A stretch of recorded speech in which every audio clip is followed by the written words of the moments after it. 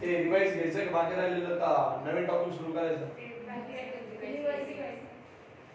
ठीक आहे चलो लास्ट वन आपण काय बघितलं होतं ऍसिड आणि बेस साठीचा कन्सेप्ट तर त्याच्यापैकी मी तुम्हाला ऑलरेडी पहिली कन्सेप्ट रिवाइज करून सांगितली होती ज्या काही चौघीजणी होत्या तेव्हा कोणती सगळ्यात पहिल्यांदा आपण जी कन्सेप्ट सांगितली होती क्लासिकल कन्सेप्ट बरोबर आहे क्लासिकल कन्सेप्ट नुसार ऍसिड आणि बेस म्हणजे काय हे ऑलरेडी आपण सांगितलंय आणि त्यानंतर दुसरी जी कन्सेप्ट होती ती कोणती आहे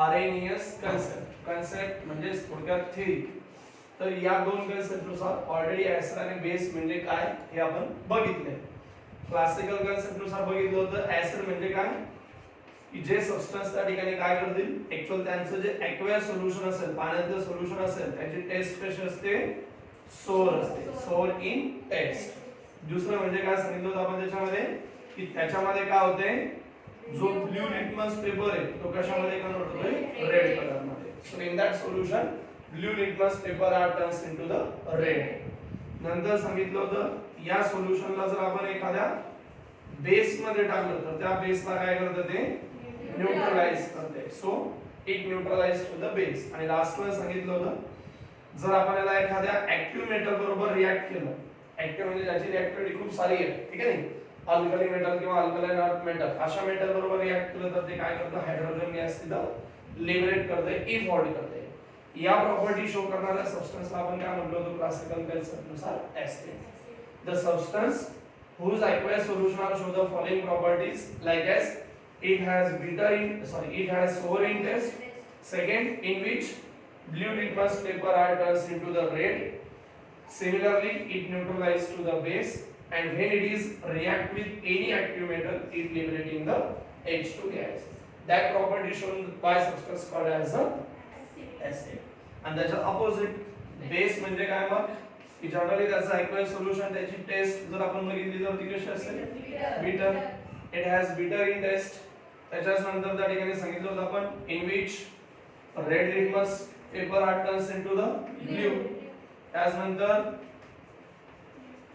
न्यूट्रलाइज टू ऍसिड त्याला जर आपण एखाद्या ऍसिड मध्ये टाकलं तर त्या ऍसिडला काय करतं न्यूट्रल करतं आणि सोपी टू टच स्लिपरली आहे की नाही असं तर त्याला काय म्हणतो आपण सोपी टू टच या प्रॉपर्टी शो करणारा जो सबस्टन्स असेल त्याला काय म्हणतो आपण त्या ठिकाणी so the substance when dissolved in water then the aqueous solution show the following property like as first one it has bitter in taste second one in which red litmus paper are turned into the blue third one it neutralizes to the acid and last one it is soapy to touch that property shown by substance called as a base और उसके बाद हमने बताया था Arrhenius concept के अनुसार acid मतलब जिसमें क्या है हाइड्रोजन कंटेनिंग सब्सटेंस जिसमें हाइड्रोजन होगा जब उसको हम वाटर में डिसॉल्व कर दे तो क्या करता है H+ आयन प्रोवाइड करेगा है कि नहीं जो H+ आयन प्रोवाइड करेगा वाटर में डिसॉल्व करने के बाद उस सब्सटेंस को आरेनियस कंसेप्ट के अनुसार क्या कहते हैं हम acid so the hydrogen containing substance when dissolve in water it gives H+ ion, hydrogen plus ion. That substance are called as the areneous acid. और उसी तरह जिस किसी सब्सटेंस में OH ग्रुप है मतलब हाइड्रोक्सिल ग्रुप है तो हाइड्रोक्सिल ग्रुप रहने वाला जो सब्सटेंस है जिसको अगर हम वाटर में डिसॉल्व करेंगे तो क्या होगा तो क्या प्रोवाइड करता है Na+ एंड OH-. तो सपोज जो भी हाइड्रोक्सिल कंटेनिंग सब्सटेंस है जिसको हम वाटर में डिसॉल्व कर दें तो डिसॉल्व करने के बाद वो क्या फॉर्म करेगा OH- आयन मतलब हाइड्रोक्सिल आयन प्रोवाइड करेगा एक या उससे ज्यादा है कि नहीं यहाँ पे एक ही पॉसिबल है तो एक ही OH- आयन वो देगा so that are called as a base ठीक है तो ऑलरेडी ये जो कांसेप्ट है उसको मैंने रिवाइज कर दिया है अभी आगे की जो कांसेप्ट है एसिड बेस के अनुसार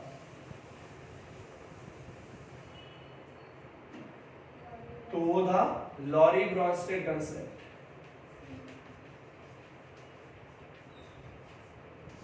लॉरी ब्रॉन्स्टेड कंसेप्ट या Lowry Bronsted theory for acid and base acid और बेस के लिए लॉरी ब्रॉन्स्टेड नाम के जो दो साइंटिस्ट हैं इंग्लैंड के उन्होंने एक थ्योरी वहां पे डेवलप की और उस थ्योरी को नाम दिया Lowry Bronsted theory for acid and base तो उसके अनुसार एसिड और बेस क्या है तो उसके लिए कंबाइन का एग्जांपल हम कंसीडर करेंगे। सपोज HCl है, हाइड्रोक्लोरिक एसिड। हमें तो अभी पता है कि नहीं, उस टाइम पता नहीं था इस टाइप के कोई सब्सटेंस ऐसे हैं अभी तो 19वीं सेंचुरी में आ चुके हैं, हमें तो बहुत सारे जो केमिकल्स वगैरह, बहुत सारे जो सब्सटेंस हैं उनके बारे में भी जानकारी है ऑलरेडी। तो सपोज इस HCl को, हाइड्रोक्लोरिक एसिड को हमने अमोनिया के साथ रिएक्ट किया। अगर हम फॉरवर्ड डायरेक्शन की रिएक्शन का ऑब्जर्वेशन करेंगे तो यहाँ पे क्या पॉसिबिलिटी, क्या हो सकता है? अगर हम देखेंगे तो यहाँ पे H प्लस होगा, Cl माइनस होगा, क्यों होगा मैंने उस दिन बताया था आपको। तो जनरली यहाँ से HCl क्या कर सकता है, इस NH3 को एक H प्लस दे पाएगा। HCl में ऑलरेडी H प्लस और Cl माइनस, उस पे चार्ज होता है, वो हम रिप्रेजेंट करते नहीं, लेकिन इसमें से अगर एक H प्लस इसमें आए तो क्या बनेगा, NH4 प्लस, और अभी HCl में से H प्लस चला गया, बाकी कौन रहेगा, Cl माइनस। ठीक है, मतलब अगर हम देखते हैं तो यहाँ पे HCl ने एक H plus, H plus nothing but called as a proton. H plus को हम क्या कहते हैं, प्रोटॉन। क्यों कहेंगे, क्योंकि हमने बताया था, हमें पता है, हमें मालूम है हाइड्रोजन जिसका एटॉमिक नंबर कितना होता है 1, और उसका एटॉमिक मास नंबर कितना होता है 1। एटॉमिक मास नंबर मतलब प्रोटॉन एंड न्यूट्रॉन दोनों की मिला के जो नंबर होती है, दोनों की एडिशन करके जो नंबर होती है उसको हम क्या कहते हैं, मास नंबर। ठीक है, उसको हम A say, capital A say represent करते हैं, और ये जो नीचे लिखा हुआ नंबर रहता है उसको हम एटॉमिक नंबर कहते हैं Z। और Z किसके नंबर होती है, एक तो प्रोटॉन की या तो फिर इलेक्ट्रॉन की। किसी भी एटम में प्रोटॉन और इलेक्ट्रॉन एग्जैक्ट सेम होते हैं। तो अगर हम हाइड्रोजन के बारे में देखेंगे, ये हाइड्रोजन का न्यूक्लियस, हाइड्रोजन के न्यूक्लियस में एक कौन रहेगा, एटॉमिक नंबर 1 है, मतलब उसमें प्रोटॉन कितने रहेंगे 1, और इलेक्ट्रॉन्स कितने रहेंगे 1, क्योंकि प्रोटॉन उतने ही इलेक्ट्रॉन्स रहते हैं। ठीक है, अभी हम क्या करेंगे, ये हाइड्रोजन है, ये कौन है, हाइड्रोजन। और उसके बाद अगर हम देखते हैं तो इसके अंदर न्यूक्लियस में सिर्फ एक प्रोटॉन है और आउटर मोस्ट ऑर्बिट में एक इलेक्ट्रॉन है। तो ये क्या करता है, एक इलेक्ट्रॉन लूज कर देगा, अगर एक इलेक्ट्रॉन लूज कर देगा, डोनेट कर देता है किसी को भी, तो क्या होगा, मैंने बताया था अगर इलेक्ट्रॉन लूज होता है तो क्या होगा, पॉजिटिव H+। अभी इस H+ के बारे में देखेंगे तो इसमें एक इलेक्ट्रॉन था, वो तो निकाल दिया उसने, मतलब यहाँ पे बाकी कौन है, प्रोटॉन, क्योंकि उसमें न्यूट्रॉन, एक ही एलिमेंट ऐसा नेचर में हाइड्रोजन जिसमें न्यूट्रॉन नहीं है, बाकी में 1 2 3 4 जितने सारे न्यूट्रॉन होते हैं, हाइड्रोजन के पास न्यूट्रॉन नहीं है। तो हाइड्रोजन ने एक इलेक्ट्रॉन, मतलब उसमें एक प्रोटॉन और एक ही इलेक्ट्रॉन है, उसने तो एक इलेक्ट्रॉन दे दिया, मतलब उसमें से बाकी कौन है, तो इसके कारण H+ मतलब उसमें सिर्फ प्रोटॉन ही प्रेजेंट है, मतलब इसी के कारण हम H+ को क्या कहेंगे, प्रोटॉन।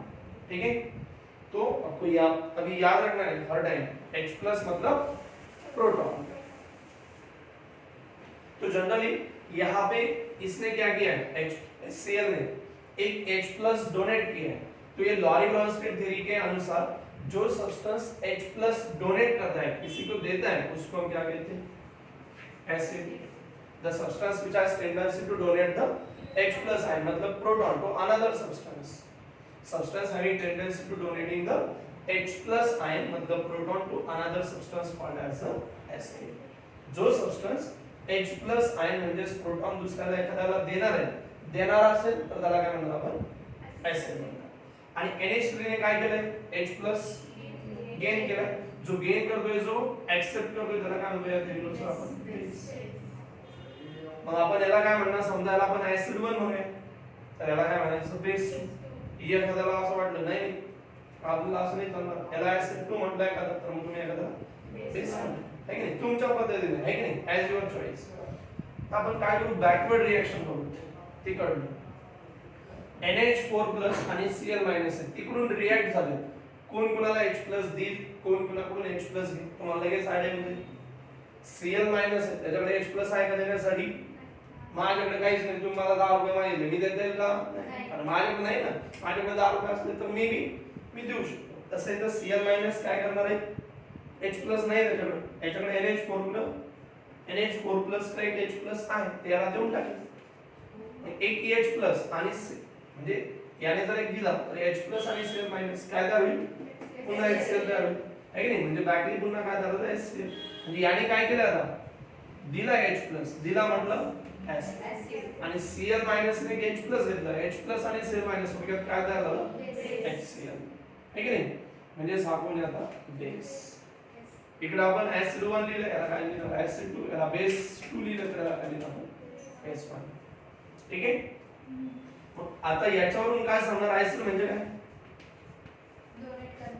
डोनेट करना काय डोनेट करतोय दाब ठीक है H+ एसिड मींस क्या है H+ डोनर प्रोटॉन डोनर और बेस मतलब क्या है H+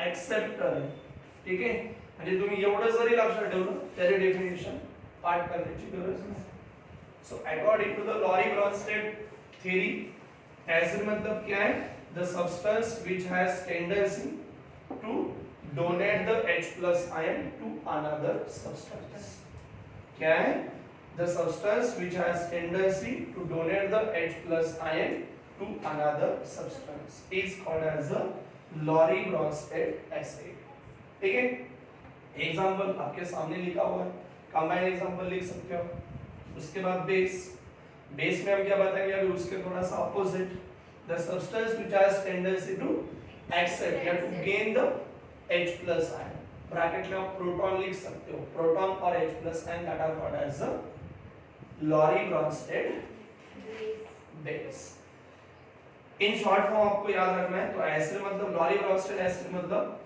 H+ मतलब प्रोटॉन डोनर और Lorry-Bronsted बेस मतलब H+ या प्रोटॉन एक्सेप्टर कोई दिक्कत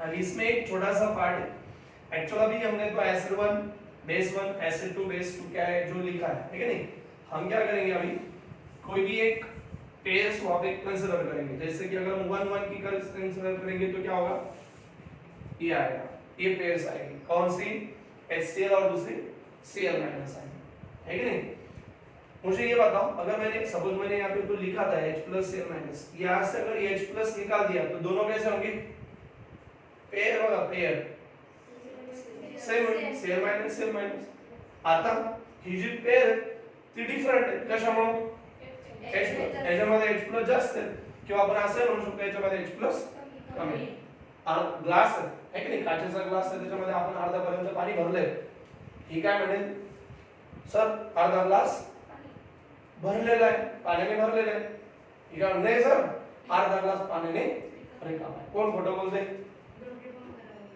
दोघी खरं बोलताय तसंच इथं काय एक तर हा याच्यामध्ये H+ कसं आहे त्याच्या कंपेअर मध्ये जास्त आहे किंवा मग याच्यामध्ये H+ कमी आहे म्हणजे याचा अर्थ ही जी पेअर आहे HCl ची आणि Cl मायनसची ती कशामुळे डिफरंट आहे H+ ठीक आहे किंवा आपण ही पेअर घेऊ शकतो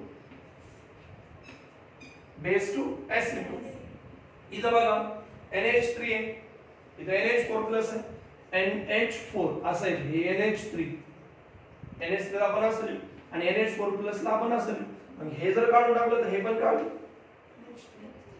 NH3 आणि NH4+ म्हणजे असं आहे त्याला फक्त एक H+ एक्स्ट्रा तो काढून टाकला तर हे सारखं होईल किंवा याच्यामध्ये जर आपण हे NH3 याच्यामध्ये जर एक H+ टाकलं तरी पण सारखं आहे मग ही पेअर घ्या किंवा ही पेअर घ्या ती पेअर कशामुळे डिफरंट आहे सेम नाही डिफरंट आहे कशामुळे डिफरंट आहे H+ म्हणजे थोडक्यात प्रोटॉन तशा पेअरला काय म्हणतो आपण conjugate acid base pair काय म्हणतो त्याला आपण conjugate acid base pair दोन मार्क्स साठी जर आलं what is meant by conjugate acid base pair the pair of acid and base the pair of acid and base which are different from one another only due to the proton H+ ion that type of pair is called as a conjugate acid base pair समजते हेच example तुम्ही लिहू शकता आणि इथे सांगू शकता in that example HCl and Cl minus ion is the conjugate acid base pair which are different by the H+ ion या तो फिर NH3 and NH4+ ion are the conjugate acid base pair because they are different by the one H+ ion कभी कभी एक H+ से ज्यादा भी different हो सकता है हां कोणते घेऊ शकतो इथं आपण काय करायचं एग्जांपल घेताना जरा लक्षात घ्यायचं की एक थोडासा स्ट्रॉंग ऍसिड असेल तर इकडे थोडासा काय घ्यायचा बेस. आता आपल्याला माहिती आहे ऍसिड कोणते बेस कोणते यूज करतात. ठीक आहे, आपण ते पण घेऊ. वॉटरचं पण घ्यायचं एक छोटंसं आर्टिकल. हे क्लिअर झालं, काय अडचण नाही.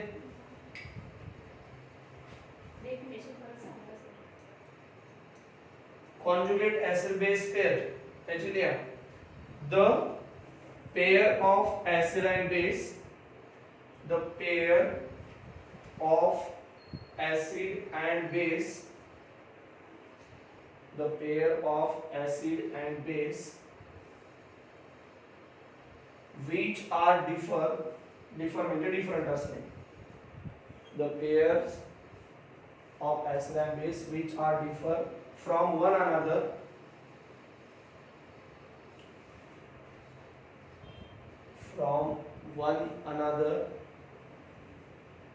by H plus ion,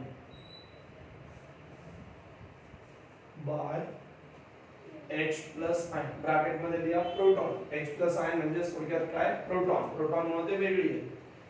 by H plus ion bracket में लिखना है proton.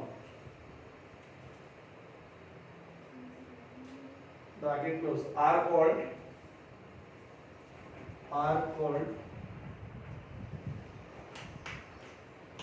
conjugate acid base pair, are called conjugate acid base pair. Example म्हणून हे तुम्ही लिहू शकता. HCl NH3 आता कोणकोणत्या कॉन्जुगेट ऍसिड पेयर तुमच्या लक्षात येईल.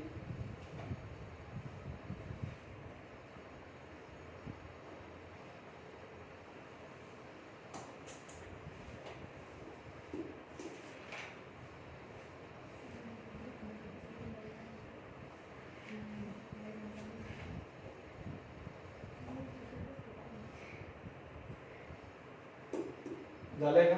हो. चला मग यातलंच पुन्हा एक छोटंसं आर्टिकल आहे लॉरी ब्रॉन्स्टेड कन्सेप्ट मधलं. सेपरेटली 2 मार्काला वगैरे विचारलं जाऊ शकतं एक्झाम मध्ये.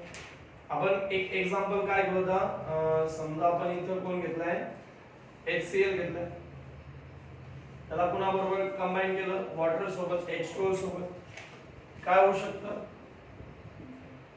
फॉरवर्ड डायरेक्शनला काय पॉसिबल आहे, कोण कोणाला H प्लस देऊ शकतो, हा याला देईल का, हा त्याला देईल काय, समजा याने याला दिला, समजाने दिलाच आहे की नाही, आपल्या सारख्याने समजत नाही, तर काय काय होईल H3O प्लस, त्याला आपण हायड्रोनियम आयन म्हणतो, लक्षात ठेवा hydronium ion H3O plus, hydronium ion H3O plus चा meaning near same to H plus ion शोध असतो, H प्लस बघू आपण हायड्रोआयनायझेशन ऑफ वॉटर मध्ये, ठीक है, हाइड्रोनियम आयन, तो उसके बाद यहाँ पे कौन बाकी रहेगा, इस H2O को अगर नहीं समझ में आ रहा है तो H2O को हम इस तरह से लिखेंगे HOH, H2O ला आपण असं लिहू शकतो ना HOH, असंच असतं त्याचं स्ट्रक्चर, ऑक्सिजनची व्हॅलेन्सी 2 सिंगल बॉन्डने कंप्लीट आहे, प्रत्येक hydrogen single bond HOH H2O हे सगळं एकच आहे.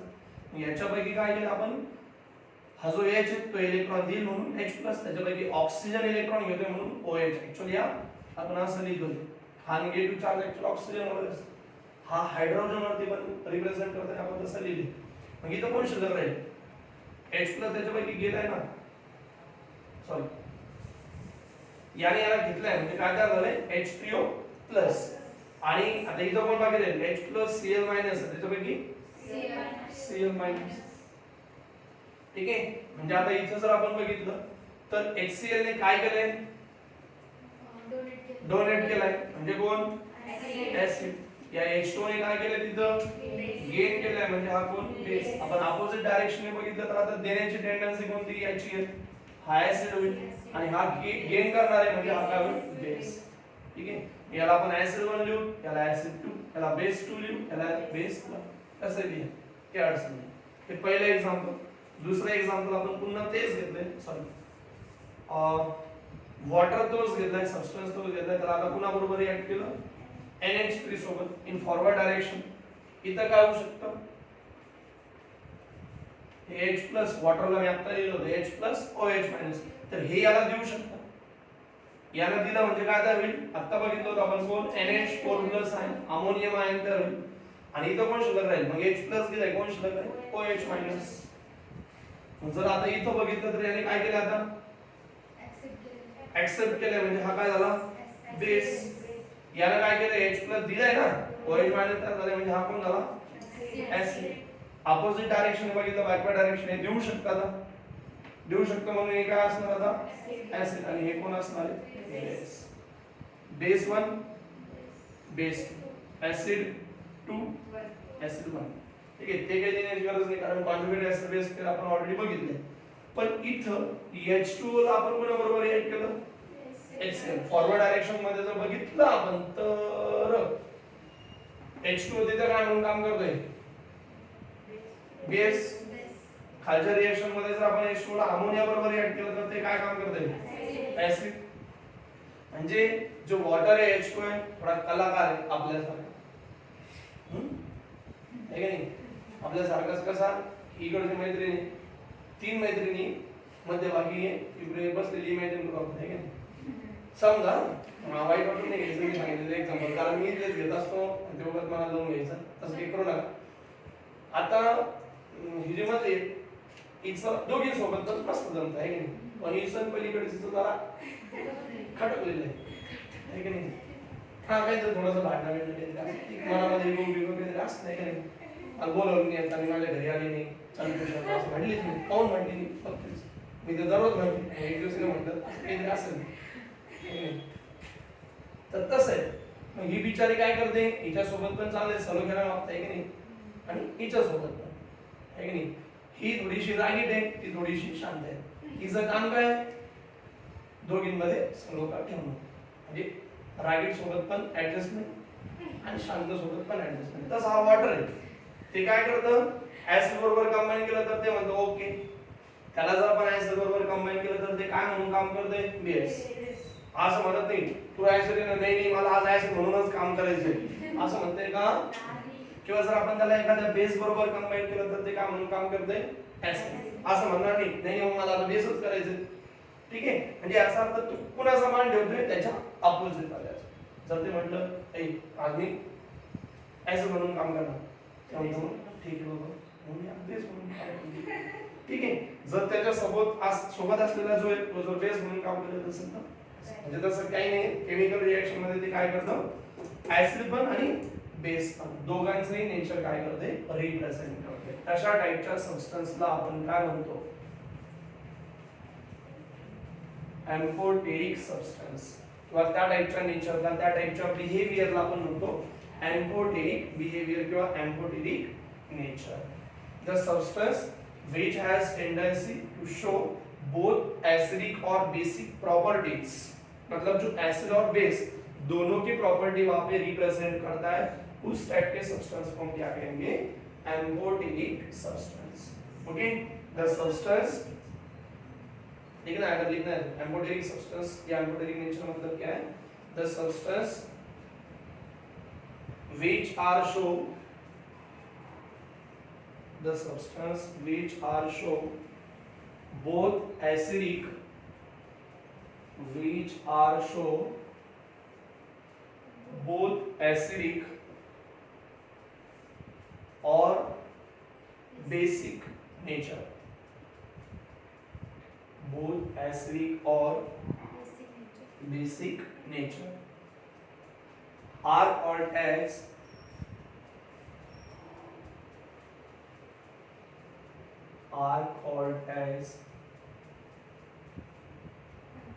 Amphoteric substance. आणि तशा नेचरला आपण काय म्हणणार एम्फोटेरिक नेचर. म्हणजे वॉटर हा सबस्टन्स काय करतो एम्फोटेरिक नेचर रिएक्ट म्हणजे शो करतो.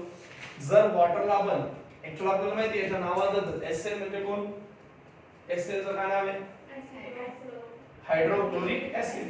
तर आपण हायड्रोजन क्लोराईड बनवतो किंवा त्याला काय म्हणतो आपण हायड्रोक्लोरिक ऍसिड. नावातच हायड्रोक्लोरिक ऍसिड याचा अर्थ वॉटरला त्याच्यापेक्षा स्ट्रॉंग ऍसिड बरोबर रिएक्ट केलं हे पण निशाण आहे.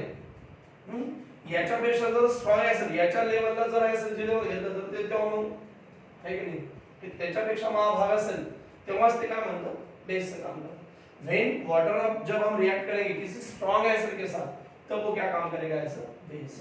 और उसी वाटर को अगर उसके कंपेयर में स्ट्रॉन्ग बेस के साथ कंबाइन करेंगे तब वो क्या काम करेगा सर एसिड.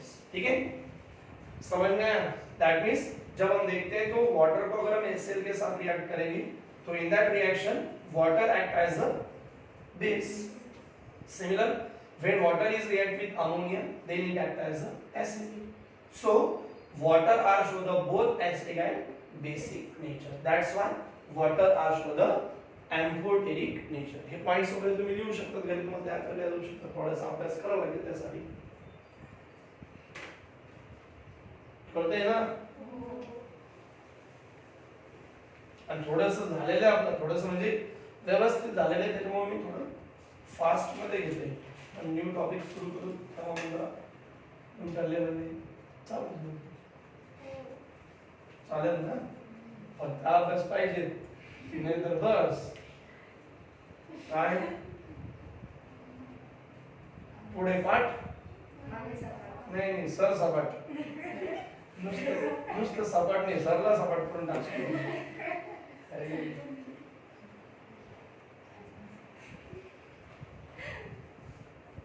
झाले ना? चला आता ही झाली तिसरी कन्सेप्ट. तरी सुद्धा काही सबस्टन्स या तिन्ही कन्सेप्ट एक्सप्लेन करू शकला नाही. तो सबस्टन्स ऍसिडिक का बेस आहे, म्हणून चौथी थिअरी त्या ठिकाणी डेव्हलप झाली आणि त्या थिअरीचं नाव आहे लेविस थिअरी. लुईस थिअरी म्हणू शकतो आपण.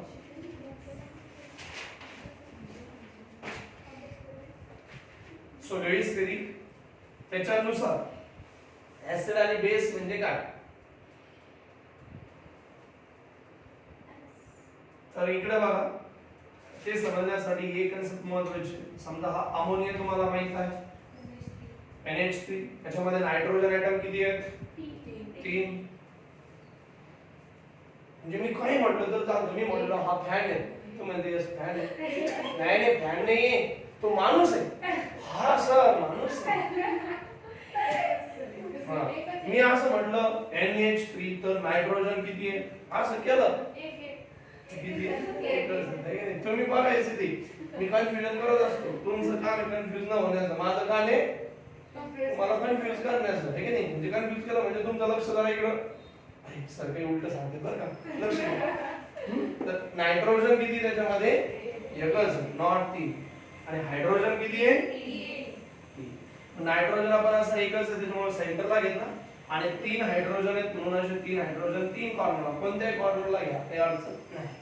ठीक आहे? नाही जर माझा कॉर्नरला पडले भारी हाच लागतो मला. हा किती भारी घर बांधतो मी, आहे की नाही? तिथं मस्त दुकान काढलं ते, मी मस्त ज्वेलरीचं दुकान टाकली, लय पैसे येतील. तसं काही नाही, कोणत्या कॉर्नरला टाका, काही अडचण नाही. आता नायट्रोजन ज्वेलरी ते काहीतरी म्हणतात ना, इमिटेशन ज्वेलरी तुमच्याकडे असते.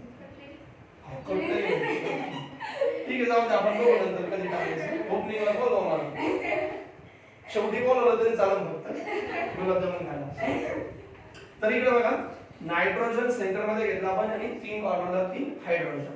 नायट्रोजनचा ऍटॉमिक नंबर 7. पार्ट कराय. कॉन्फिगरेशन 2 5. लास्ट सेल मध्ये किती इलेक्ट्रॉन आहे? 5. हे नायट्रोजनचे जे 5 इलेक्ट्रॉन्स आहेत, हे डॉट म्हणजे इलेक्ट्रॉन आहे. नायट्रोजनचे इलेक्ट्रॉन आपण रिप्रेझेंट केले. व्हॅलेन्स शेल मधले घेतो आपण इलेक्ट्रॉन. कोणता एखादा element electron lose gain share केव्हा करतो? व्हॅलेन्स शेल मध्ये. ठीक आहे? समजा आपण एखाद्याला पैसे मागितले, त्याच्याकडे असले खिशामध्ये वगैरे तिथं ठेवून दिलेले, पाकिटमध्ये ठेवलेले, 100 रुपये मागितले ते 100 रुपये देते. ठीक आहे? त्याच्या अकाउंट मध्ये समजा 2 लाख आहेत, आपण म्हणलो 1 लाख दे, कोरोना काळ कधी काम म्हणजे याचा अर्थ ते कुठले देत आहे? बाहेर जे आपल्याकडे खिशा बिशा ठेवलेले ते तिकडे बँक अकाउंट मधून एक फॉर एक्झाम्पल सांगतो देऊ शकते, ते पण एक तुम्हाला लक्षात येईल. तसंच इथले जे इलेक्ट्रॉन लूज गेन शेअर केले जातात इलेमेंटचे, ते फक्त आणि फक्त कुठले केले जातात? व्हॅलेन्स शेल मध्ये, सगळ्यात शेवटच्या कक्षेमध्ये. त्याच्या अगोदरच्या शेल मध्ये इलेक्ट्रॉन लूज गेन होत. ठीक आहे? इथं 5 इलेक्ट्रॉन जे होते ते आपण अशा डॉट साइनने रिप्रेझेंट केले. हायड्रोजनचा ऍटॉमिक नंबर किती आहे? एकच आहे, त्याच्यामुळे त्याच्याकडे एकच इलेक्ट्रॉन. पहिल्या दुसऱ्या शेवटच्या कोणती एकच आहे, म्हणजे त्याच्याकडे किती? 1 इलेक्ट्रॉन, जो आपण अशा क्रॉस साइन थोडा वेगळ्या साइनने रिप्रेझेंट केला. आता तुम्हाला हे माहिती आहे प्रत्येक element electron lose gain share करून किती इलेक्ट्रॉन अटेंड करतो? आपल्याकडे 8. आपण कशासाठी अभ्यास करतोय? आपल्याला आपल्या जीवनामध्ये लाईफ मध्ये काय व्हायचंय स्टेबल व्हायचंय. तुम्ही आता सध्या स्टेबल आहे का नाही? मम्मी का 100 रुपये दे म्हणजे बाळ दिल तुला त्याच्यात 50 होते ते कुठे गेले? पप्पा मागितले तिला 100 200 देते काही नाही. म्हणजे आपण स्टेबल आहे का नाही का नाही तसं आपलं कोणाच्या तरी याच्यावरती राहायचं, मम्मी पप्पाच्या पॅरेंट्स याच्यावरती राहायचं, त्याने दिले तर आपण घेणार बिचारे का? आपण जातो चलो आज 1 लाख की खर्चा करके आएंगे, चलो शॉपिंग करके आएंगे. तुमच्या असू दे 1 लाख, मम्मी जर म्हटलं तुझे आहे का बरोबर आहे ना? म्हणजे आपल्या पायावर आपल्याला काय व्हायचं स्टेबल. त्याच्यामुळे तुम्ही काय करताय? शिक्षण करताय, अभ्यास करताय की नाही? त्याच्यामुळे खूप मेहनत करताय अभ्यास. तसं या एलिमेंटला स्टेबल व्हायचंय, यांना पण स्टेबल व्हायचंय. तर स्टेबल होण्यासाठी यांना काही शिकावं लागत नाही. त्यांना काय करायचंय? एकतर इलेक्ट्रॉन लूज करायचे किंवा इलेक्ट्रॉन गेन करायचे आणि इलेक्ट्रॉन शेअरिंग करायचे. तिन्हीपैकी काहीतरी करून आपल्या शेवटच्या कक्षामध्ये किती इलेक्ट्रॉन आले 8, तेव्हा ते स्टेबल होतात. त्यांची स्टेबिलिटी केव्हा? जेव्हा त्यांच्या व्हॅलेन्स सेलमध्ये शेवटच्या कक्षामध्ये 8 इलेक्ट्रॉन येतील तेव्हा. आपली स्टेबिलिटी केव्हा? पता नाही. अंबानी स्टेबल नाही म्हणतात असं ते म्हणतात आहे की जीव टाकते फुकट वाटते देते मग वाढून आपण घेतोय नाही बरं आहे त्याच्यामुळे बरं आहे नाही. म्हणजे आपण स्टेबल होत नाही एक सांगतोय फक्त. मग इथं किती झाले? शेअरिंग करून त्याच्याकडे इलेक्ट्रॉन किती झाले? शेअरिंगच्या अगोदर किती आहे? 5. आता तो काय करतोय? हायड्रोजन म्हणतो भाऊ 1 इलेक्ट्रॉन, याला पण होतो 1 इलेक्ट्रॉन, याला पण होतो 1 इलेक्ट्रॉन दे यूज करण्यासाठी. मला त्या हायड्रोजन बिचारा आपल्यासारखे आहे की नाही देते. किती झाले त्याच्याकडे आता इलेक्ट्रॉन सर्कल मध्ये बघा मोजा 8 झाले. म्हणजे तो स्टेबल झाला, त्याचा ऑक्टेट कंप्लीट झाला असं म्हणतो आपण. हायड्रोजन पण नाही जाणार, त्याला माहिती आहे तो मदत करतो म्हणजे त्याचं काही स्वार्थ काय म्हणतो आपण स्वार्थ त्याच्यामध्ये असतो. मग हायड्रोजन पण काय होतं? हायड्रोजन मी तुला 1 इलेक्ट्रॉन दिला होता तू पण मला दे. त्याच्याकडे किती झाले? 2. या हायड्रोजन कडे या हायड्रोजन कडे 2. आता सुरुवातीचे जे इलेमेंट आहेत आम्ही सांगितले 8 कंप्लीट केलं म्हणजे स्टेबल, त्याला आपण ऑक्टेट म्हणतो. सुरुवातीचे जे काही इलेमेंट आहेत ते 2च इलेक्ट्रॉन हायड्रोजन लिथियम सारखे वगैरे 1-2च आहेत जे फक्त किती इलेक्ट्रॉन आणतात? 2. तर आपण डुप्लेट रूल म्हणतो. हेलियम सारखं ते काय करतात? स्टेबिलिटी ऍक्वायर करतात. ठीक आहे, काय 8 ने करतात आणि सुरुवातीचे 1-2 इलेमेंट आहेत ते फक्त काय करतात? डुप्लेट कंप्लीट करतात, 2 इलेक्ट्रॉन आणून स्टेबल होतात. आणि तुम्हाला ही कन्सेप्ट माहित असेल नायट्रोजन आणि हायड्रोजन आपण हे बघतच नाही सध्या लुईस थेरी, ते बघण्यासाठी आपण बेसिक बघतोय कारण हे तुमचं ऑलरेडी झालेलं पाहिजे होतं. डायरेक्ट एक्झाम्पल घ्यायला पाहिजे होतं. पण सांगतोय किती पेअर ऑफ इलेक्ट्रॉनची शेअरिंग झाली. पेअर म्हणजे जोडी. किती जोड्यांची किती पेअर ऑफ इलेक्ट्रॉनची शेअरिंग आहे नायट्रोजन मध्ये? एका नायट्रोजन मध्ये पेअर्स, एक पेअर म्हणजे 2 इलेक्ट्रॉन. तशा किती पेअर्स आहेत? 1 पेअर आहे ना. हा एक इलेक्ट्रॉन म्हणजे 2 इलेक्ट्रॉन म्हणजे 1 पेअर. नायट्रोजन आणि हायड्रोजन मध्ये किती पेअरची शेअरिंग आहे? एक. शेअरिंग मुळे जो बॉन्ड तयार होतो त्याला काय म्हणतो आपण? Covalent bond. The bond which is formed by the shearing of 1 or more pair of electron. 1 pair, 2 pair किंवा 3 पेअर. 1 पेअर किंवा त्यापेक्षा जास्त पेअरची शेअरिंग होऊन जो बॉन्ड तयार होतो त्याला काय म्हणतो आपण? Covalent bond. आणि जो इलेक्ट्रॉन लूज आणि गेन होऊन म्हणजे डोनेटिंग करून तयार होतो त्याला काय म्हणतो आपण? Ionic bond. तर हा बॉन्ड कोणता असणार आहे? कोव्हॅलेंट. ठीक आहे, जर ते माहित नसेल तर ते पण आपण नंतर घेऊ. सध्या आता लक्षात घ्या 1 पेअर ऑफ इलेक्ट्रॉनची शेअरिंग आहे. जर 1 पेअरची शेअरिंग असेल तर त्याला म्हणतो आपण सिंगल बॉन्ड. 2 पेअरची शेअरिंग असेल तर डबल बॉन्ड आणि 3 पेअरची शेअरिंग असेल तर ट्रिपल बॉन्ड. इथं कोणती शेअरिंग? कोणता बॉन्ड? Single bond. इथं सिंगल बॉन्ड. हे 2 इलेक्ट्रॉन इथं आहेत. अजून एक कन्सेप्ट, ही जी पेअर आहे म्हणजे हे जे 2 इलेक्ट्रॉन आहेत त्याच्यामुळे नायट्रोजन आणि हायड्रोजन मध्ये काय तयार झाला? बॉन्ड. किंवा या पेअर मुळे पण काय तयार झाला? बॉन्ड. या पेअर मुळे पण काय तयार झाला? बॉन्ड. हे जे 2 इलेक्ट्रॉन म्हणजे एक पेअर आहे त्याच्यामुळे काय तयार झाला? काहीच नाही तयार झालं. बॉन्ड तयार झालाय का? नाही. ह्या पेअरनं बॉन्ड फॉर्मेशन होताना त्याच्यामध्ये टेक पार्ट केलाय म्हणजे बॉन्डिंग मध्ये त्यानं भाग घेतलाय. ठीक आहे, मी समजा एखादी कॉम्पिटिशन ठेवली आपल्याला इथं काय करायचंय? भाषण करायचंय. तुम्ही 6 जणी सध्या एकी जणीने भाग घेतलाच नाही, टेक पार्ट केला नाही, बाकीच्यांनी घेतलं म्हणजे भाग घेणार आहे त्या पेयर्सला आपण बॉन्ड पेयर म्हणतो. काय म्हणतो? Bond pair. ही जी आहे तिला काय म्हणणार आपण? bond pair. The pair of electron which are take part to bonding called as the bond pair. ठीक आहे. किती बॉन्ड पेअर इथं अमोनिया मध्ये बॉन्ड पेअर्स किती आहेत? 3 आहेत. आणि ही जी पेअर आहे त्याच्यामुळे दिसतंय की मला असं कोणता बॉन्ड वगैरे तयार झालाय नाही. म्हणजे बॉन्डिंग मध्ये टेक पार्ट करत नाही तिला म्हणतो आपण लोन पेअर. लक्षात ठेवा. हे माहित असेल तर लिहू शकतो. तिला काय म्हणतो आपण? Lone pair. The pair of electron which do not take part in bonding, that pair is called as a lone pair. मग अमोनिया मध्ये नायट्रोजन कडे किती लोन पेअर्स आहेत? पेअर्स किती आहेत? तुम्हाला सांगितलंय लक्ष तिथं द्यायचं, कन्फ्युजन नाही करणार. एकच लोन पेअर आहे. ठीक आहे. किती लोन पेअर आहे? एक. समजा दुसरं एक एक्झाम्पल घेतोय. आता समजेल तुम्हाला असं वाटतंय. अवघड झालंय का? असं वाटतंय मला. हा जो H2O बघा, H2O बघा. H2O मध्ये HOH मध्ये सेंटरला O ठेवला. हायड्रोजन कडे एक इलेक्ट्रॉन, या हायड्रोजन कडे एक इलेक्ट्रॉन. ऑक्सिजनचा ऍटॉमिक नंबर 8 आहे. कॉन्फिगरेशन 2 6 आहे. म्हणजे लास्ट सेल मध्ये किती इलेक्ट्रॉन? 6. म्हणजे 2 हे 2 4 इकडे 5 आणि 6. किती झाले ऑक्सिजन कडे बघा, मोजा शेअरिंग करून. 8. हायड्रोजन कडे किती झाले बघा? 2. त्याला आपण असं लिहू शकतो HOH. ऑक्सिजन आणि हायड्रोजन मध्ये किती पेअर ऑफ इलेक्ट्रॉनची शेअरिंग आहे? एक पेअर. Single bond. इकडं सिंगल बॉन्ड. या पेअर मुळे कोणता बॉन्ड तयार झालाय? ऑक्सिजनची व्हॅलेन्सी किती असते? नाही ऍटॉमिक नंबर 6 आहे. जेवढे नंबर ऑफ इलेक्ट्रॉन यूज घेऊन शेअर करायचं त्याला म्हणतो आपण व्हॅलेन्सी. 6 आहे. 8 कंप्लीट करण्यासाठी किती घेऊ शकतो ते? 2. म्हणजे त्याची व्हॅलेन्सी किती आहे? 2 कंप्लीट झाली ना. हे जे ह्या 2 इलेक्ट्रॉननी आणि ह्या 2 इलेक्ट्रॉननी बॉन्डिंग मध्ये वगैरे टेक पार्ट केलाय का? ऑक्सिजन कडे H2O मध्ये ऑक्सिजन कडे किती लोन पेअर्स आहेत? म्हणजे 2 असू शकतात, 3 असू शकतात, 1 असू शकते, किती पण असू शकते. कळलं? लोन पेअर कसं समजली? नक्की? वा, किती मोठ्याने सांगते ना. हो.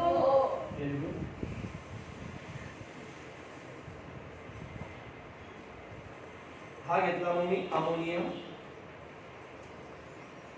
या अमोनियाच्या नायट्रोजनवर एक काय लोन पेअर्स. ठीक आहे. अजून एक एक्झाम्पल घेतलं मी BF3 बोरॉन ट्रायफ्लोराइड. खूप सारे आहेत. मग हा याच्यामध्ये सेंटर मध्ये बोरॉन आहेत पुन्हा आणि 3 कॉर्नरला 3 फ्लोरीन आपण घेऊ शकतो. ठीक आहे. केमिकल बॉन्डिंग 11th मध्ये तुमचं झालेलं असू शकतं, नसेल तर काही टेन्शन घेऊ नका, मी सांगतोच. बोरॉनचा ऍटॉमिक नंबर सांगा.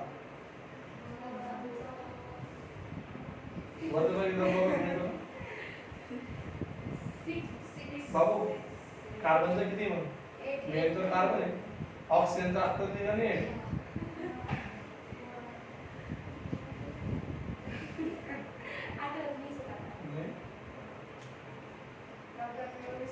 मी लॉकडाऊन मध्ये विसरलो. लॉकडाऊनचे पदार्थ जास्त झाले. 5.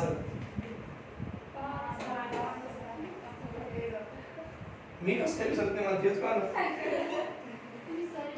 बघ. 2,3. त्याचं इलेक्ट्रॉनिक कॉन्फिगरेशन काय? 2,3. त्याच्या लास्ट सेल मध्ये किती इलेक्ट्रॉन आहे? बोरॉन कडे 3. पुन्हा आपण असे डॉट ने रिप्रेझेंट केले. आता त्याच्यामध्ये अजून कोण आहे? फ्लोरीन आहे. फ्लोरीनचा ऍटॉमिक नंबर, फ्लोरीन हायड्रोजन आहे 9 आहे. कॉन्फिगरेशन काय? 2,7. पहिल्या सेल मध्ये 2 राहिले किती? 7. हे जे 7 आहे आपण असे रिप्रेझेंट केले. हे 2 2 4 2 6. ठीक आहे. Cross sign. लास्ट सेल मध्ये किती त्याच्याकडे? 7 आहे ना. 7 इलेक्ट्रॉन. आपण हे जे इलेक्ट्रॉन आहे हे कोणाचे? आता फ्लोरीनचे. हे किती आहे? 2 आणि 7. सेम तसंच या पण फ्लोरीनचे 7. या पण फ्लोरीन कडे किती असणार आहेत? 7. आता बोरॉन त्याच्याकडे किती आहेत? 3. मग सध्या आपण या फ्लोरीनचा विचार करू. त्याच्याकडे किती? 7. त्याला किती कंप्लीट करायचे? 8. 8 पाहिजे ना ऑक्टेट. मग 8 पाहिजे. बोरॉनला जातं म्हणतं भाऊ 1 इलेक्ट्रॉन. ओके. हा घे बाबा. काय भावा काही विषय नाही. दिलं भाव झाल्या खुश. हे पण जाते त्या भाव दिले मग मला पण भाव. ठीक आहे म्हणतो भाव घे आहे तर घे. नसते तो हा 3रा भाव मला भाव झाला. ठीक आहे, मला भाव झाला म्हटलं मेन सेंटर बोरॉन. त्यानं प्रत्येक फ्लोरीनला काय केलंय, एक इलेक्ट्रॉन दिलाय. त्याची जेव्हा वेळ येते काय म्हणते, भावा मी प्रत्येकाला दिला होता, आता माझी वेळ आहे, आता मला एक एक इलेक्ट्रॉन येते. ते बी भाव आहे नाही, आपल्या सारखं नाही येत. 10 रुपयाची पाणीपुरी ती घेणे खाली मग किती वाटायला आले, वाटायला आले तर ते 25 पैसे कसे वाटायचे होऊन जात ते. लय मोठं मन करावं लागतं त्याच्यासाठी. पण जाऊ दे काही, तुमचे 4 रुपये काय असतं ते बरोबर असत असतं ना. किती आवड डिस्ट्रीब्युशन बरं आहे. नाही पॉईंट मध्ये आलं तर मग आवड म्हणजे असं सगळं आलं 4 रुपये 4 बार. उलट तुम्ही असं करायला बसते, 10 रुपयाची पाणीपुरी ती गेली खाल्ली तर किती होते, 3 त्रिक 9 झाले. 1 रुपयाचं करायचं काय, रिस्क कधी एक्स्ट्रा नाही. मग असं होऊ शकतं, एक काम करा 4 रुपये जमा करा, पाणीपुरी वाला एक्स्ट्रा जाऊ द्या, पण आपल्याकडे नको कोणाकडे आहे की नाही. असं ऐकलंय मी, तुम्हाला माहिती काय. ठीक आहे, जाऊ द्या, माझ्याचा विषय सोड. हे कळालं बोरॉन. मग बोरॉनकडे किती झाली शेअरिंग करून, याच्याकडे किती झाले, प्रत्येक फ्लोरीनचं 2 7 होतं कॉन्फिगरेशन, 2 8 झालं. पण याच्याकडे किती झाले 6. याचं कॉन्फिगरेशन 2 6. पहिल्यांदा किती होतं 2 3. शेअरिंग करून सुद्धा किती झालं 2 6. ऑक्टेट रूलचं म्हणणंच होतं, कोणता एखादा एलिमेंट इलेक्ट्रॉन लूज करतोय, गेन करतोय किंवा इलेक्ट्रॉन शेअरिंग करतोय आणि आपला लास्ट शेल मध्ये किती इलेक्ट्रॉन आणतोय तो 8, तेव्हा ते स्टेबल होते. आणि याचा विचार केला तर त्यानं शेअरिंग बिलिंग करून सुद्धा किती 7, म्हणजे ते स्टेबल असायला नकोय. ऑक्टेट रूलला विचारलं, भाऊ तू म्हटलं होता असं ते स्टेबल नाही, असं कंपाऊंड नेचर मध्ये दिसतंय, असं कंपाऊंड नेचर मध्ये ऑफर होते, हे तर स्टेबल असायला नकोय, पण असं कंपाऊंड आहे का. भाऊ मला ते माहिती, तुम्ही बघून घ्या. त्याला हे सांगता आलेलं नाही, ते त्याची लिमिटेशन आहे ऑक्टेट रूलची किंवा ऑक्टेट थेअरीची. ठीक आहे, बघूत आपण. मग याच्याकडे किती 6, तरी पण ते कंपाऊंड नेचर मध्ये स्टेबल आहे. जाऊ दे, ते आपल्याला त्याच्याशी काही घेणं देणं का स्टेबल आहे कसं आहे. सध्या बघा बोरॉन आणि फ्लोरीन, बोरॉन आणि फ्लोरीन त्याच्यामध्ये किती पेअरची शेअरिंग आहे,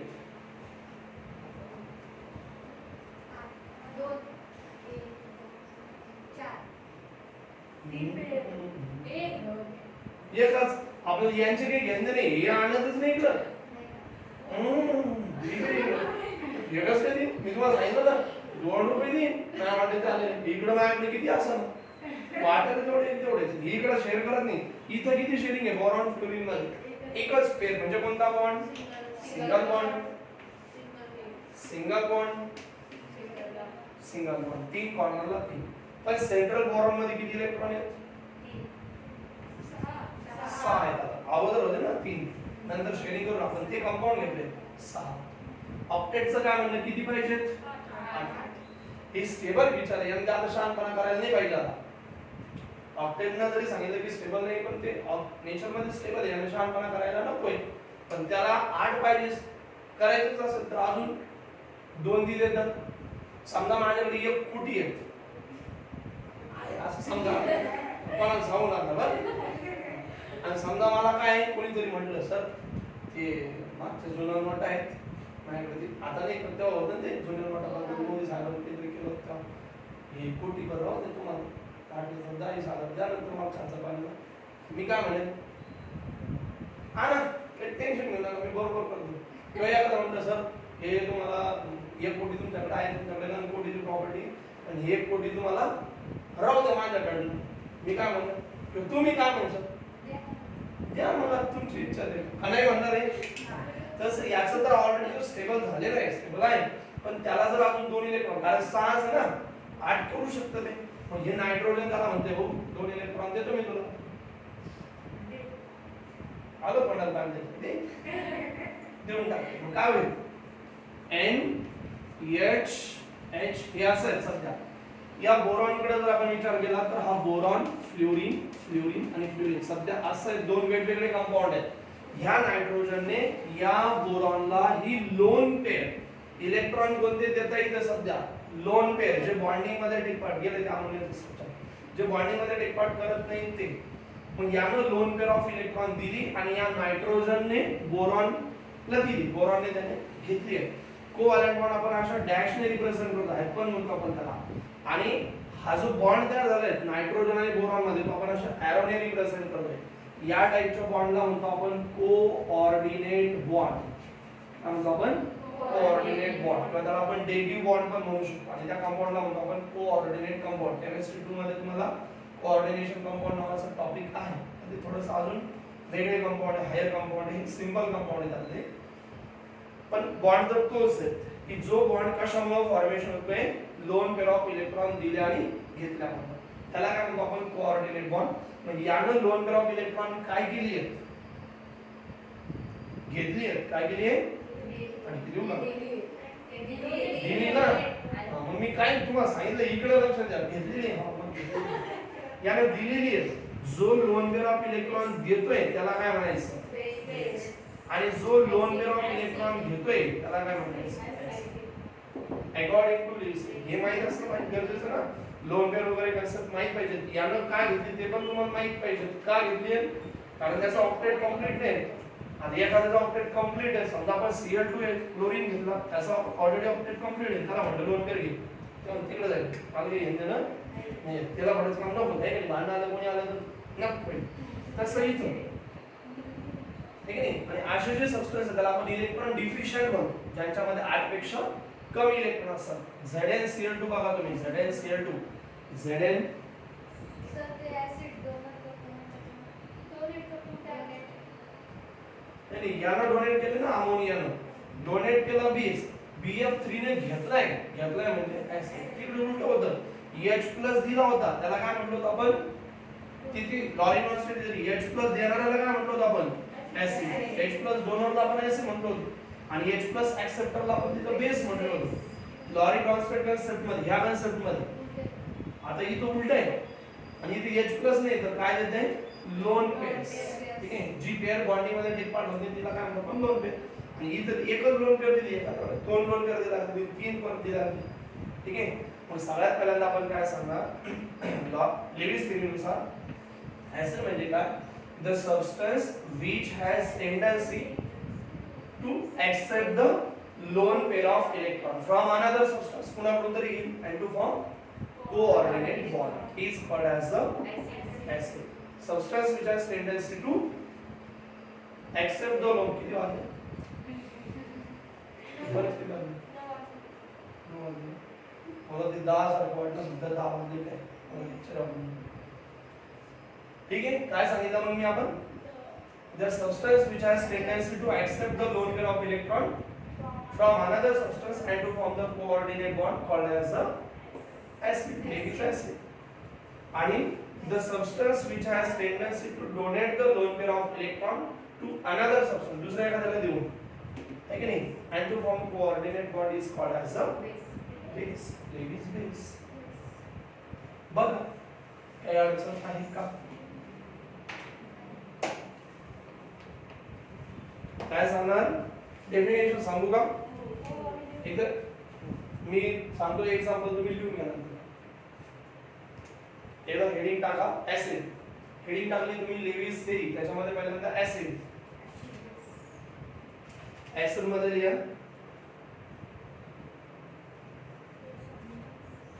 the substance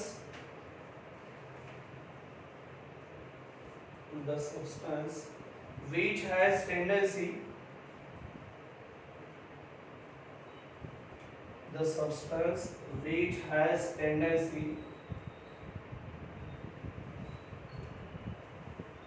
to accept किंवा gain म्हणू शकतो आपण, घेणे, to accept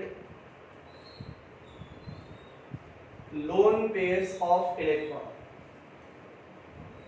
to accept lone pairs of electron,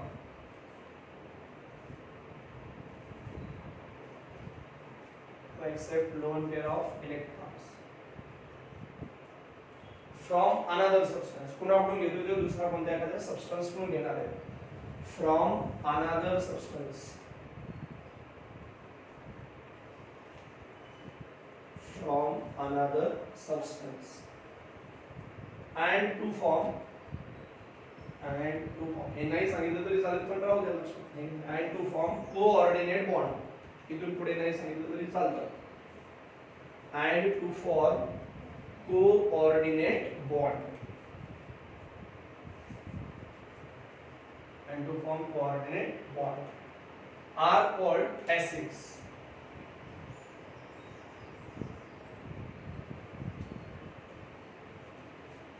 Are called acids. कळालं काय लिहिलं तुम्ही? The substance which has tendency, असे substance की ज्यांची काय tendency आहे to accept the lone pair of electrons. आणि lone pair of electron accept करून gain करून काय करतात? To form from the another substance, कोणत्या तरी दुसऱ्या एखाद्या substance पण gain करते and to form the coordinate bond are called as the Lewis acids. accept करणाऱ्याला आपण काय म्हणतो? acid. एक्झाम्पल लिहा. BF3 हे सांगतोय BF3 ZnCl2 BeF2 एक्सेट्रा. थोडक्यात ज्यांच्या सेंट्रल आयटम मध्ये 8 पेक्षा कमी इलेक्ट्रॉन आहेत त्यांना काय म्हणणार आपण? Lewis acids. ठीक आहे. AlCl3 पण लिहू शकतो. AlCl3 बऱ्याच ठिकाणी ऑर्गॅनिक रिएक्शन मध्ये यूज केला जातो. अनहायड्रस AlCl3. ठीक आहे. नंतर हे टाका base.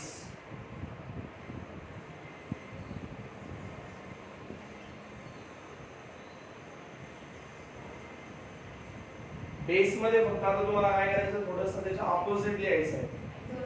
The substance which has tendency to donate lone pair of electron from च्या ऐवजी to च्या कडे आहे की नाही? त्याला सांगतो मी. The substance which has tendency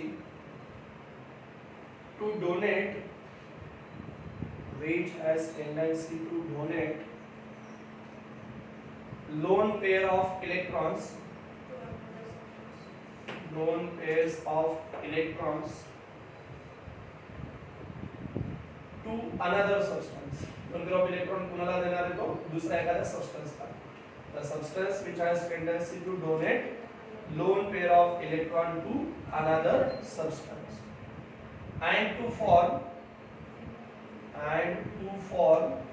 coordinate bond.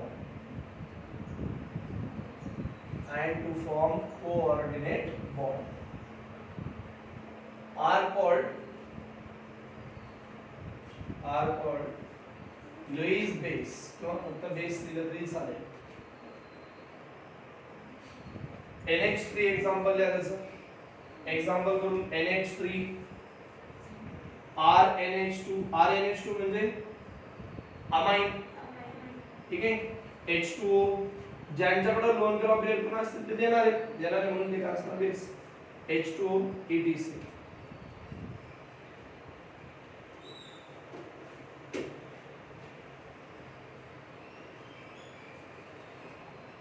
ठीक आहे. आणि ही रिएक्शन लिहून घेतली तरी चालेल म्हणजे तुम्हाला कळेल कसा लोन पेअर ऑफ इलेक्ट्रॉन दिला आणि कसा लोन पेअर ऑफ इलेक्ट्रॉन घेतला जातोय.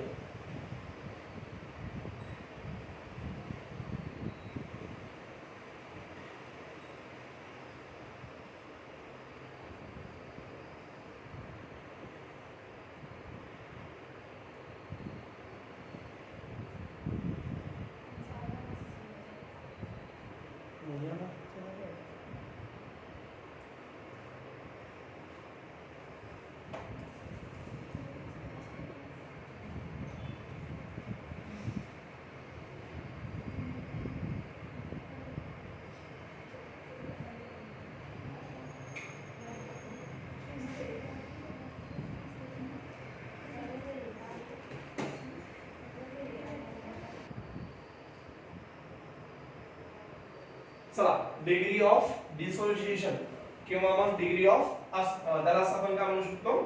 आयोनायझेशन. आयोनायझेशन आणि डिसोसिएशनचा मीनिंग सेम आहे.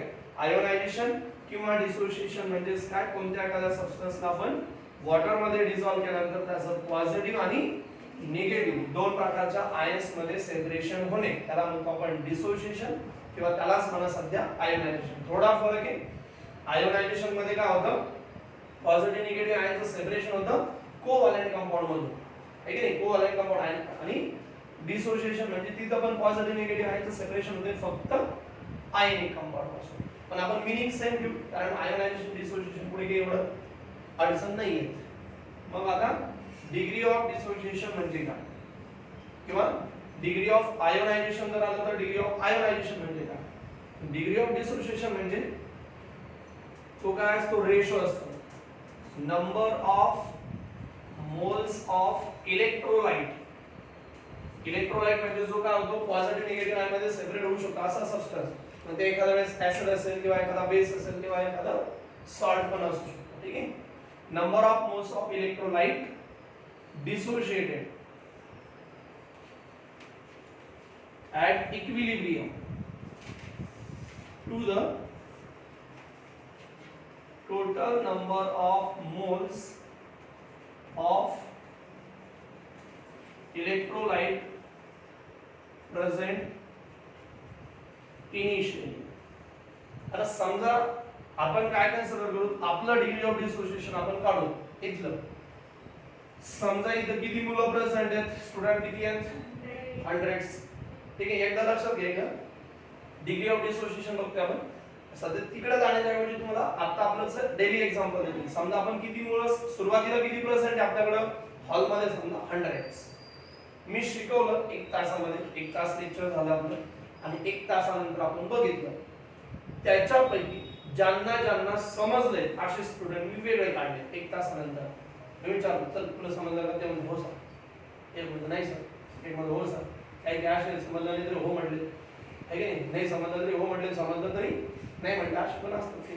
पण मग नंतर मी काय केलं क्वेश्चन पेपर घेतला ऑब्जेक्टिव्ह टाकले 10-15 दिले वाटून 15 मिनिटं टेस्ट केली लगेच मी चेक केलं लगेच लक्षात आलंय कुणाला समजलं कुणाला नाही समजलं. बरोबर आहे ना प्रॅक्टिकली केलं तर.